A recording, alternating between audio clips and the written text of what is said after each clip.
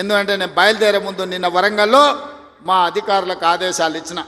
గతంలోనే నేను కొంతమంది బాధితులు ఉంటే సెక్రటేరియట్కి పిలిచి వాళ్ళకి చెక్కులు ఇవ్వడం జరిగింది. నేను ఎందుకు ఈ మాట చెప్తున్నంటే ఈ ప్రాంతంలో ఉన్న చేనేత కార్మికులు, బీడీ కార్మికులు, ఈ ప్రాంతంలో వలసలు ఎక్కువ. పాలమూరు నుంచి తట్ట పనో, పార పనో, మట్టు పనో, లేకపోతే బొంబాయో, దుబాయో పోయే పరిస్థితులు ఉంటే ఇక్కడ పూర్తిగా గల్ఫ్, మిడిల్ ఈస్ట్ కంట్రీలకే వెళ్తున్నారు. వీళ్ళ కోసం ప్రత్యేకమైన బోర్డు తేవాలి, వీళ్ళని ప్రత్యేకంగా ఆదుకోవాలి, వీళ్ళ పిల్లలకు ఒక మంచి చదువులు ఇవ్వాలి, వాళ్ళకు మంచి భవిష్యత్తు ఉండాలి అని ఇవాళ గల్ఫ్ కార్మికుల గురించి మన ప్రభుత్వం ఆలోచన చేస్తున్నది. తప్పకుండా తొందరలోనే ఇప్పుడు 11వ నెలలు ఉన్నాం. 10 నెలల్లో 4 నెలలు పార్లమెంట్ ఎన్నికలకే పోయినాయి. మీకు తెలుసు, మనం సరిగ్గా పరిపాలన చేసింది వచ్చిన కొత్తలో కొత్త సంసారమే 2-3 నెలలు. ఆ తర్వాత 4 నెలలు పార్లమెంట్ ఎన్నికల్లోనే పోయినాయి. 7 నెలలు తీస్తే సరిగ్గా కుదురుగా కుర్చీలో కూర్చొని సచివాలయానికి పోయి అధికారులతో మాట్లాడి పరిపాలనపరమైన నిర్ణయాలు తీసుకున్నది 4 నెలలే అని చెప్పి ఈరోజు తెలంగాణ సమాజానికి 4 కోట్ల ప్రజలకు నేను చెప్పదలుచుకున్నా.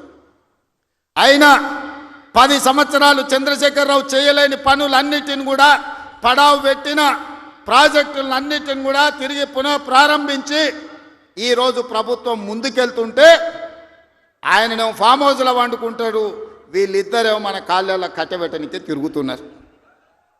ఏలేశ్వరం పోయినా శనీశ్వరుడు వదలేదన్నట్టు ఇవాళ ఓడగొట్టి ఇంట్లో వండబెట్టిన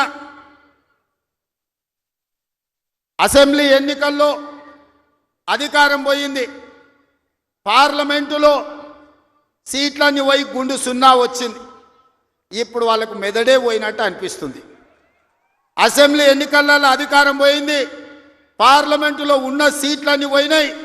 ఇప్పుడు వాళ్ళ ఏషాలు చూస్తుంటే ఉన్న మెదడు కూడా దొబ్బినట్టే నాకు అనిపిస్తుంది. ఏం మాట్లాడుతున్నారో నాకైతే అర్థమవుతలేదు. 10 సంవత్సరాలు మీరు ఇవన్నీ చేసి ఉంటే ఇవాళ రైతులకు 18,000 కోట్ల రూపాయలు 25 రోజుల్లో 23 లక్షల కుటుంబాలకు రైతు రుణమాఫీ చేయాల్సిన అవసరం నాకు వస్తుండేనా? 10 ఏళ్లలో నువ్వు 1,00,000 రూపాయలని 4 విడతలని మిత్తి కడతా అని అసలు మిత్తి కలిసి తడిసి మోపెడై రైతులు దేశంలోనే ఆత్మహత్యలలో 2వ స్థానం తెలంగాణ రాష్ట్రం వచ్చిన సంగతి చంద్రశేఖరరావు గారు మర్చిపోయినట్టున్నాడు. మహారాష్ట్ర మొదటి స్థానంలో ఉంటే ఈ 10 సంవత్సరాలు తెలంగాణ రాష్ట్రం రైతుల ఆత్మహత్యలలో 2వ స్థానాన్ని ఆక్రమించింది. నువ్వు రైతు రుణమాఫీ చేస్తా అని మొదటి 5 సంవత్సరాలు 1,00,000 రూపాయలు చేస్తా అని 4 విడతలని 5 ఏళ్ళని నువ్వు ఆ 1,00,000 చేసే లోపల ఇంకొక 1,00,000 మిత్తి అయింది. అసలు మిత్తి తడిసి మోపెడైంది. రెండవసారి మళ్ళీ 1,00,000 రూపాయలు ఇస్తాని 5 ఏళ్ళైనా 1,00,000 రూపాయలు పూర్తి చేయలే. ఆ 5 ఏళ్ళలో ఆయన ఇచ్చింది 11,000 కోట్ల రూపాయలు. ఇవాళ చంద్రశేఖరరావు గారిని అసెంబ్లీకి రమ్మనుండ్రి, లెక్కలన్నీ తీసి నేను చదివి వినిపిస్తా. 5 ఏళ్ళు అధికారంలో ఉన్న నువ్వు 11,000 కోట్ల రూపాయల రైతు రుణమాఫీకి 5 ఏళ్ళు తీసుకుంటే ఇందిరమ్మ రాజ్యంలో కాంగ్రెస్ ప్రభుత్వం 25 రోజుల్లో 23 లక్షల కుటుంబాలకు దాదాపుగా 18,000 కోట్ల రూపాయల రైతు రుణమాఫీ చేసి 2 లక్షల వరకు ఉన్న రైతాంగానికి మేము రుణమాఫీ చేస్తే పెద్ద మనిషిగా అభినందించాల్సింది పోయి, ఒకవేళ మనిషి పెద్ద మనిషివైనా నీకు చిన్న బుద్ధి ఉంటే మౌనంగా నన్ను ఉంటావేమో అనుకున్నా. కానీ అన్ని చిల్లర మాటలే మాట్లాడుతున్నారు.